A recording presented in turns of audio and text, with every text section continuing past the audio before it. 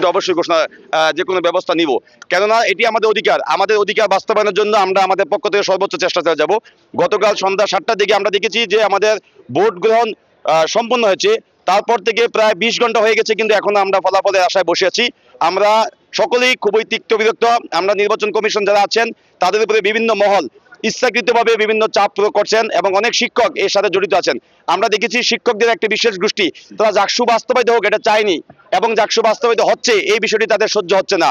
ছাত্ররা তাদের সাথে বসে শিক্ষার্থীদের প্রশ্নে কথা বলবে এই বিষয়টি একটি বিশেষ গোষ্ঠী চাচ্ছে না।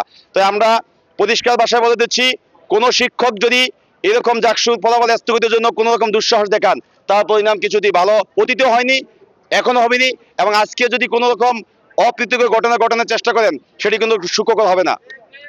স্বতন্ত্র শিক্ষার্থী সম্মেলন প্যানেলে সবাই থাকবো, পাশাপাশি যারা এখনো নির্বাচনে মাঠে আছে এবং এর বাইরে প্যানেলের বাইরে প্রচুর সংখ্যক স্বতন্ত্র প্রার্থী আছে, তারা আমাদের সাথে যোগাযোগ করেছে এবং সকলেই একটু পরে আমরা সিনেট ভবনের সামনে অবস্থান নিব এবং আমরা অফিসিয়ালি তাদের কাছে একটা সময়সূচি বেঁধে দিব।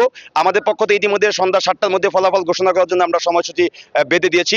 যদি সন্ধ্যা 7টার মধ্যে ফলাফল ঘোষণা না করে তাহলে অবশ্যই আমরা আমাদের পক্ষ থেকে ব্যবস্থা নিব। সচিব আছেন অধ্যাপক ডক্টর রাশেদুল আলম স্যার, তার সাথে কথা বলেছি এবং আমরা বলেছি যে আজকে সন্ধ্যা 7টার মধ্যে যে কোনো মূল্যে আমাদের ফলাফল ঘোষণা করতে হবে। আমরা মনে করি যে ফলাফলটি আসলে যত সময় ঘোষণা না করে তারা জাকসুর ফলাফল স্থগিত পথে কিন্তু তারা হাঁটছেন। বিভিন্ন মহল থেকে আমরা কিন্তু এই কথাগুলো আমাদের কানে আসছে, সুতরাং আমরা তাদেরকে পরিষ্কার ভাষায় জানিয়ে দিতে চাই, যদি আজকে সন্ধ্যা 7টার মধ্যে ফলাফল ঘোষণা করা না হয় এবং যদি জাকসুর ফলাফল স্থগিত করার জন্য কোনো দুঃসাহস কেউ যদি দেখানোর চেষ্টা করে তার পরিণাম কিছুটি ভালো হবে না।